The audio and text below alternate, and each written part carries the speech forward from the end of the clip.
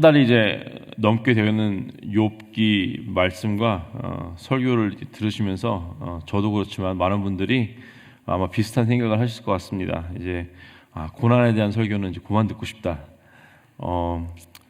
어쩌면 이제 이 욥기가 한 15장 정도로 끝나도 충분하지 않았나 생각이 듭니다.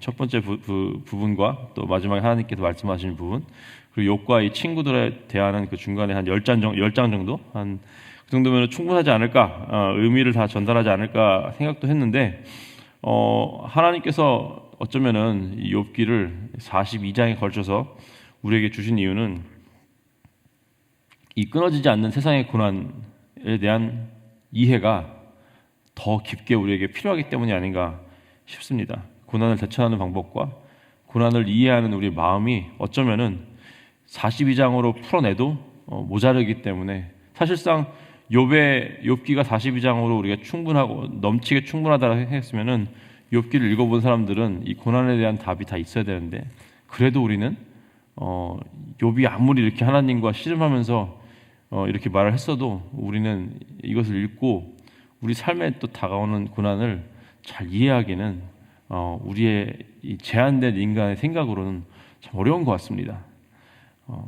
오늘 이제 본문에서 욥은 예전에는 본인에게 있다고 생각했지만 이제는 더 이상 존재하지 않는 그 현 상황 가운데 있는 자신에게 없는 그런 것을 이야기하고 있는데요. 첫 번째는 나에게 안식이 없다라고 얘기하고 있습니다.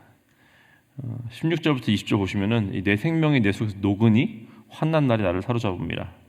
밤이 되면 내 뼈가 쑤시니 나의 아픔이 쉬지 아니하는구나. 그가 큰 능력으로 나의 옷을 떨쳐버리시며 나의 옷깃처럼 나를 휘어잡으시는구나. 이제 욥은 자신의 육체에 임한 고난을 가르치면서 이제 슬픔을 막 토로하고 있죠.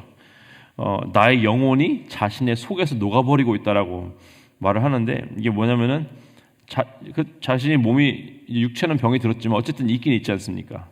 근데 그 안에 있는 나의 영혼이 없어지고 있다는 거예요. 그러니까 나의 존재, 나의 자존감, 나의 인격, 이런 모든 것들이 점점 소멸되고 있다라고 표현을 합니다. 그러니까 몸은 아프지만 그래도 살아는 있지 않습니까? 근데 나의 영혼은 이제 죽어가고 있다라고 표현을 했습니다. 깨어 있을 때는 이렇게 막 정말 정신적인 이런 고통. 그래서 그러면 밤에 잠이라도 잘 잘 수 있으면은 잠시만이라도 잘 자는 동안만이라도 잊어버릴 수 있는데, 그게 아니라 요번 밤에도 누워서 이제 낮에는 슬픔에 막 지쳐가지고 있다가 이제 밤이 돼가지고 누워서 자려고 하는데 온몸이 쑤시는 고통에 또 쌓여 있습니다. 낮에는 이 정신적인 고통, 밤에는 잠을 자서 잊어버리려고 하는데도 불구하고 육체적인 고통이 자신을 이제 괴롭히고 있는 것이죠. 이 세상 살아가는 것 자체가 사실은 고난이 많이 있습니다. 평안한 날도 당연히 있지만, 그래서 우리는 그 평안한 날을 구하면서 살죠. 그게 틀린 건 아닙니다. 하지만 우리가 평안하지 못한 그런 날이 있을 때 정말 어떻게 대처해야 되는지, 욥은 이제 그 순간을 이렇게 표현하고 있죠. 그가 큰 능력으로 나의 옷을 떨치시며 나의 옷깃처럼 나를 휘어잡으시는구나. 또 이제 나를 진흙 가운데 던지셨고 나를 티끌과 재 같게 하셨구나. 그러니까 이 말을 보면은 나의 고난을 허락하시는 그게 하나님이시고, 어쩌면 또 하나님을 이렇게 탓하는 것처럼 이렇게 표현을 하는 것을 볼 수 있습니다. 하지만 그렇게 얘기하는 욥의 그 마음엔 하나님의 주권을 인정하는 것이 당연히 있죠. 왜냐하면 하나님이 주권이 없다면은 지금 자신이 겪는 이 고난은 하나님과 상관없는 것입니다.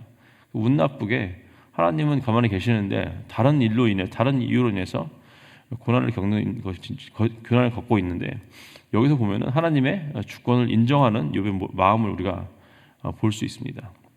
그렇다면은 나에게 고난을 허락하신 것이 하나님이시라면은 또한 안식으로 이끄시는 분도 하나님이시겠지라는 그런 마음으로 고백을 하는 것입니다.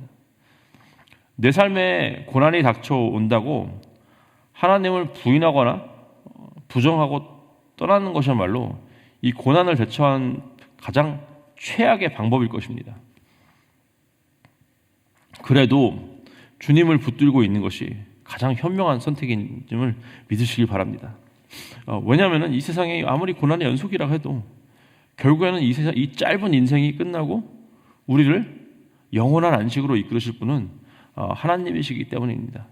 욥은 나에게 안식이 없다라고 얘기했지만 결국에는 믿는 우리 모두에게 안식을 주실 분은 바로 우리 주 하나님이신 분을 믿으시기 바랍니다. 두 번째, 욥은 나에게 도움이 없다라고 얘기를 하고 있습니다. 도움이 없다. 사람이 넘어질 때 어찌 손을 펴지 않냐며, 내가 도움이 필요한데 내가 넘어질 때 어찌 손을 펴지 않냐며, 재앙을 당할 때 어찌 도움을 부르지 아니하리까. 고생의 나를 위하여 보내는 자를 위하여 내가 울지 아니하였는가. 빈궁한 자를 위하여 내 마음이 근심하지 아니하였는가.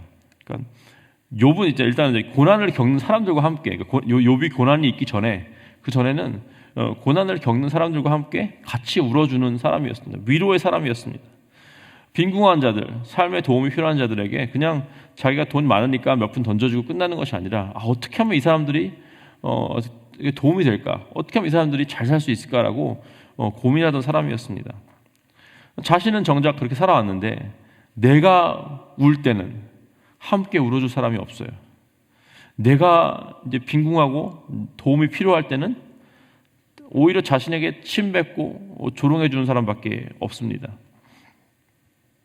나는 의롭게 살아왔었는데 내가 정작 그 상황에 빠지니까 나에게 그렇게 똑같이 대해줄 사람이 없다. 나에게 도움이 없다라고 얘기를 하고 있는데, 당연히 이제 우리가 어떤 의로운 일을 하거나 좋은 일을 하거나 아니면 뭐 교회에서 아니면 어떤 사역적으로 우리가 헌신을 하고 수고를 하면은 그러고 나서 삶에 어떤 고난이 온다. 그러면 당연히 본전 생각이 나죠. 내가 이렇게 의롭게 살았는데, 내가 이렇게 좋은 일을 했는데, 내가 이렇게 주님을 위해서 헌신을 했는데 왜 어떻게 나한테 이런 일이 있을 수 있습니까? 라는 질문을 당연히 우리는 할 수가 있습니다. 하지만 우리가 이걸 우리의 의로움에 대해서 잘 알아야 되는 게 사실은 첫 번째는 이제 의로움이 우리의 보상이 될 수가 없다는 것입니다. 왜냐하면은 예수님의 그 구원을 받고 예수 그리스도의 의를 입었지 않습니까? 그리고 하나님께서 새로운 마음도 주셨습니다. 그렇죠? 그리고 그 새로운 마음을 행할 수 있는 능력도 하나님께 주신 것입니다. 그러니까 우리가 한 것이 아니라 우리의 삶에 나오는 어떤 의로움과 선한 것은 우리로부터 온 것이 아니라 예수님으로부터 온 것입니다. 그렇기 때문에 사실상 우리의 의로움에 대한 보상은 공로는 우리한테 있는 것이 아니라 하나님께 있는 것이죠. 두 번째는 근데 또 감사하게도 그렇다 하더라도 우리의 의로움에 대한 보상은 주님께서 해 주신다고 하십니다. 그러니까 근데 그건 이제 나중에 천국 갔을 때.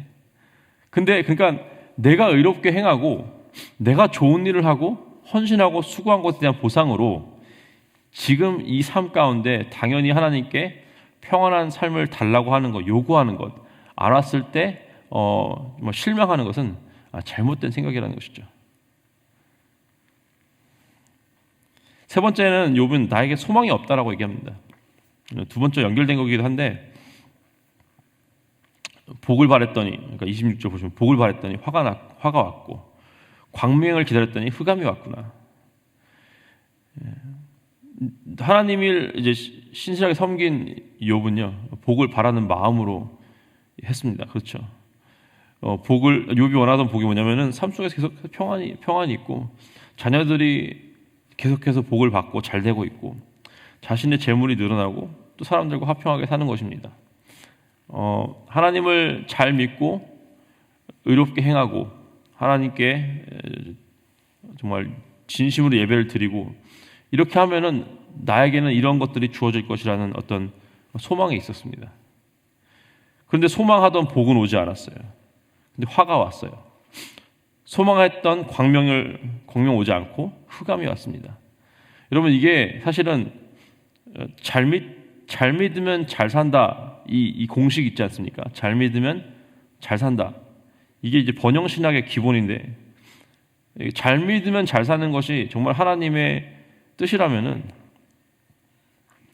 예수님의 제자들은 왜 하나같이 비참한 죽음을 맞았으며 또 예수님을 믿기로 작정한 그 후에 수많은 1세기 그리스도인들 아니면 이제 그 후에도 계속해서 정말 신실한 그리스도인들이 왜 핍박을 받으며 살았을까요? 번영신학은 많은 사람들이 선호합니다. 왜냐하면 본인들이 컨트롤할 수 있다고 생각하기 때문에 그렇습니다. 근데 결국에는 많은 사람들이 겪고 있는, 심지어는 정말 우리가 보기에도 가장 신실한 사람들이 삶 가운데 겪고 있는 고난에 대해서는 답을 해줄 수가 없습니다. 우리의 소망이 그럼 어디 있겠습니까? 우리가 잘 살거나 아니면 우리 자녀들이 잘 사는 것에 있는 것이 아니라면은 우리는 어디다 소망을 두고 살아야 됩니까? 바로 우리 주 예수 그리스도 안에 소망이 있다는 사실을 우리가 믿어야 되는 것입니다. 로마서 7장 24절 25절에 이렇게 나와 있습니다. 오호라 나는 곤고한 사람이로다. 이 사망의 몸에서 누가 나를 건져내랴. 우리 주 예수 그리스도로 말미암아 하나님께 감사하리로다. 그러니까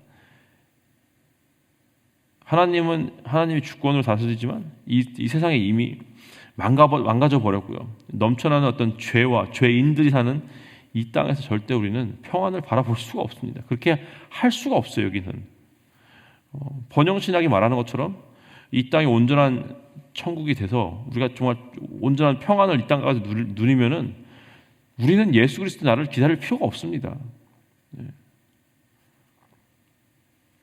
하나님께서 예수 그리스도 날에 무엇을 하겠다라고 말씀하시지만 우리는 그날을 기다릴 필요가 없어요. 만약에 이 땅 가운데 우리가 열심히 선한 일을 행해서 하나님께서 우리에게 주시는 평안이 있다면은, 그러니까 하나님이 주시는 평안이 우리의 선한 일과 선한 일의 양과 비례한다면은 우리는 그냥 착하게만 살면은 계속해서 평안해지는 거예요. 근데 그게 아니지 않습니까? 그렇기 때문에 우리가 소망하는 것은 바로 예수 그리스도의 날에 예수님을 믿는 믿음으로만 갈 수 있는 하나님께서 다시 세우실 온전하고 완벽한 천국에 들어가는 것입니다. 그게 우리의 소망입니다. 우리의 삶에 때로는 고난이 지나갈 수가 있어요. 근데 이 땅에서는 우리에게 영원한 안식을 절대로 줄 수는 없습니다. 우리에게 도움을 줄 수도 없고 이 땅 가운데 소망할 것이 하나도 없습니다. 하지만 우리의 진정한 안식 되시고 도움 되시고 소망 되시는 예수 그리스도만 붙들고 우리가 승리해야 됩니다.